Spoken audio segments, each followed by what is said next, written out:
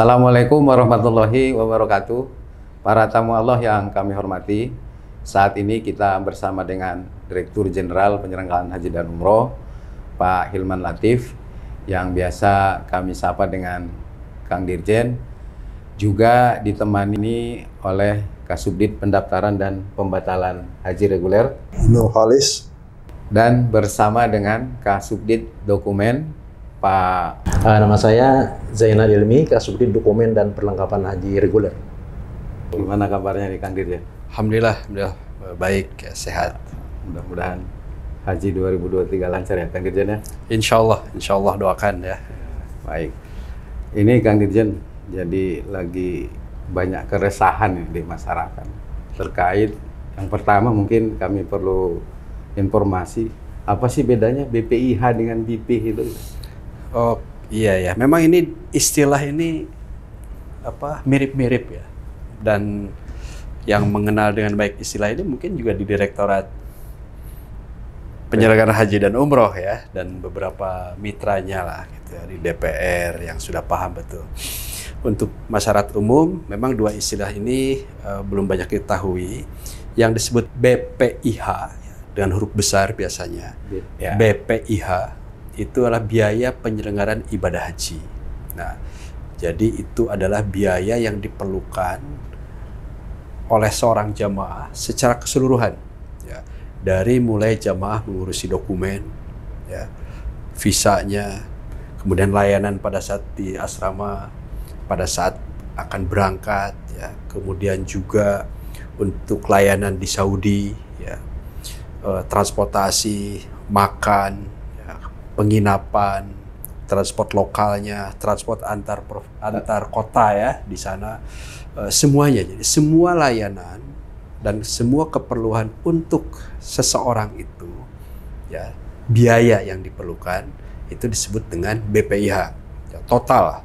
Nah, kalau di undang-undang juga disebutkan gitu ya, semuanya aspek itu. Nah, BPIH yang huruf besar itu. Nah, kemudian ada istilah yang kedua BIPIH ya, biaya perjalanan ibadah haji, yaitu biaya yang perlu dibayar oleh jamaah secara langsung. Dan itu ya jumlahnya biasanya dikombinasikan dengan sumber lain. Jadi BPIH itu sumbernya ada dari BP, dana dari jamaah gitu ya. Ada dari nilai manfaat gitu ya. Ada dana dari efisiensi dan juga ada dari sumber yang lain.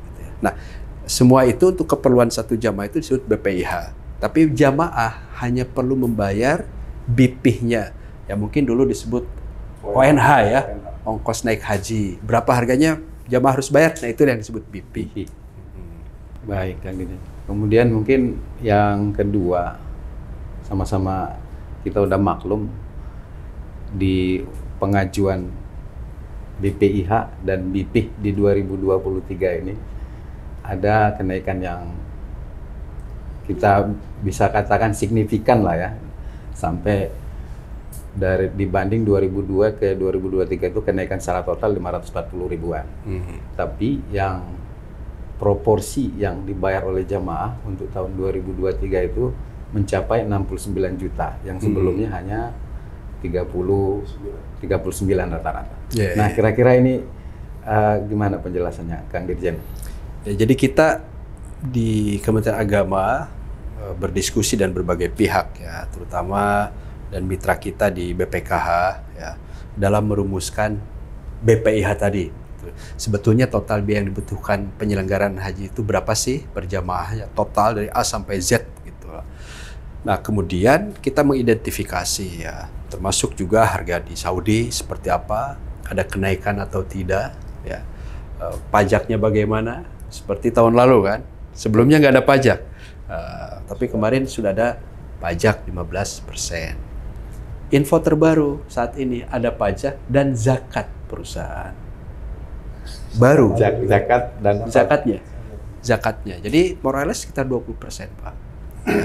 Nah, tapi sebelum kita merumuskan tentang zakat pun, ya kita sudah hitung inflasi juga seperti apa, dibanding misalnya dengan tahun 2019 gitu ya, dan 2022.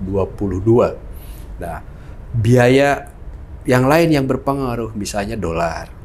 Kita menggunakan kurs dolar tahun lalu 14.200 misalnya, Pak. Nah, tahun ini asumsi yang saat ini ditawarkan dalam penyusunan anggaran itu adalah 15.300. Ya, artinya Anda membeli laptop $1.000.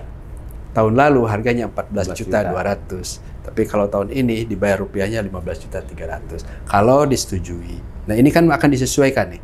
Nanti apakah betul 15.300 atau turun ya? Ya mudah-mudahan kondisi pada saat penetapan itu. Ya, kemudian juga rial ya. Tahun lalu 3.800. Sekarang sudah 4.080, Pak. Itu pun udah sulit nyari itu, 4.080. Itu pun sudah susah nyarinya ya. Nah, ini hal-hal yang berpengaruh ya. Tentu saja kita dari Kementerian Agama sebetulnya mencoba untuk menyusun anggaran yang efisien gitu ya. Dan ketemunya angkanya seperti itu. Nah, Malaysia kita perbandingkan gitu kan. Malaysia juga sama sekitar 100 juta.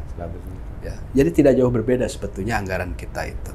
Nah, hanya untuk tahun ini porsi BP-nya ya atau ONH-nya itu yang harus dibayarkan oleh jamaah itu kita sesuaikan proporsinya dengan kondisi keuangan ya yang digunakan untuk melunasi atau melengkapi BPIH tadi.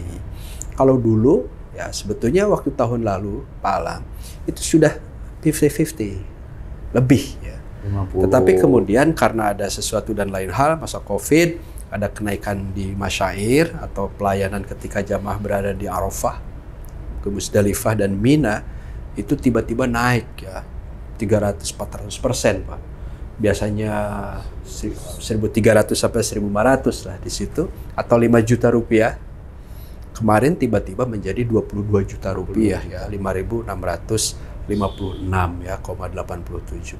Nah, itu kenaikan signifikan kemarin. Nah, saat ini pun sama gitu ya. Nah, kenapa itu menjadi 70? Nah, ini rasio yang kita tawarkan penawaran ya, bahwa memang yang sehat itu Pak, sesuai dengan kajian-kajian kita tentang konsep istitoah ya, dalam hal mali ya, bahwa harus mampu dan terpenuhi secara finansial, nah serta kondisi keuangan ya yang ada di BPKH nilai manfaatnya mungkin ya, dengan 70% dana dari jamaah, 30%-nya itu adalah nilai manfaat, kita akan bisa lebih adil ya dan lebih berkelanjutan di dalam membiayai haji. Kan ini tiap tahun ada Pak. Nah, porsinya itu harus kita sesuaikan agar jamaah yang menunggu 2-3 tahun lagi sampai 5 tahun lagi, yang 10 tahun lagi juga mendapatkan porsi yang ya adil, yang proporsional. Jadi kita menghindari pengeluaran besar-besaran di depan memberangkatkan sekelompok jamaah, tapi kita lupa dengan yang akan berangkat berikutnya. Nah, kita jaga. Mungkin iya agak keberatan karena jumlahnya menjadi 70% gitu ya. Kenapa mendadak? Nah, kita diskusikan dengan berbagai pihak ya. Ada stakeholders lah yang terkait dengan itu. Idealnya berapa sih? Ideal untuk menjaga keberlanjutan dana haji, kami menawarkan segini. Kalaupun nanti ada perubahan-perubahan pada aspek mana, kenapa segitu? Ya, berapa jadinya? Ya itu kita kompromikan. Saya yakin ya, Kemenag juga dengan teman-teman DPR akan menemukan porsi moderat lah. Porsi moderat untuk biaya itu. Tapi tentu kita desainkan, karena inflasi tidak bisa dihindari. Kenaikan tidak bisa dihindari. Nah itu kira-kira Pak Alam. Jadi memang terasa berat. Tapi inilah yang harus kita kompromikan gitu ya. Baik Kang Irjen. Kemudian juga di media ini bukan berkembang, kita dapat bahwa Arab Saudi itu katanya menurunkan biaya haji 30% gitu.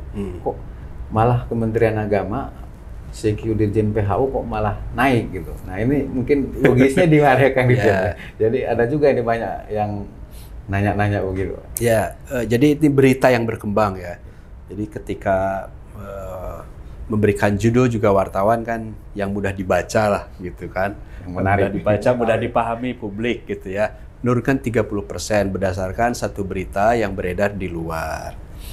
Tetapi kalau kita baca beritanya Pak, yang di-publish itu, baca berita bukan judulnya ya.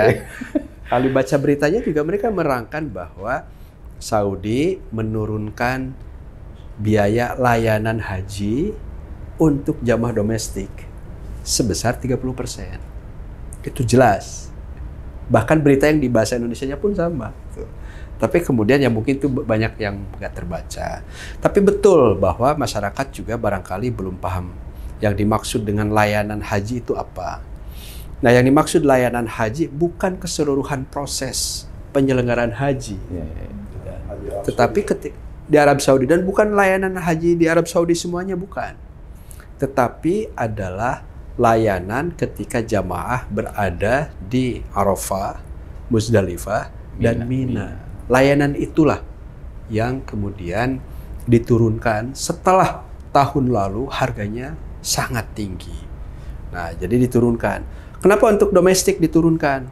Karena tahun lalu masyarakat Saudi yang ingin berhaji itu mahal sekali biayanya, Pak. Hanya untuk 4 hari tinggal di Arafah, Muzdalifah, dan Mina itu ya sampai 50 jutaan, Pak. Satu orang gitu ya. Untuk masyarakat internasional dari seluruh dunia, biayanya kemarin 5.656 ya, 87 itu untuk 5 hari atau sekitar 22 juta rupiah. Nah, inilah yang diturunkan. Nah, insya Allah dari Kemenag juga saat ini sudah berkomunikasi dengan vendor kita, dengan perusahaan-perusahaan yang ditunjuk oleh pemerintah Saudi atau diberikan otoritas untuk melayani jamaah. Nah, dulu kita kerjasamanya dengan muasasah, gitu kan. Muasasah itu semacam foundation lah, sebetulnya lembaga, ya non-profit, ya. Tetapi tetap kita harus membayar itu. Karena itu sekarang berubah menjadi company, ya, jadi holding company yang melayani jamaah kita dan menjadi mitra kita di sana.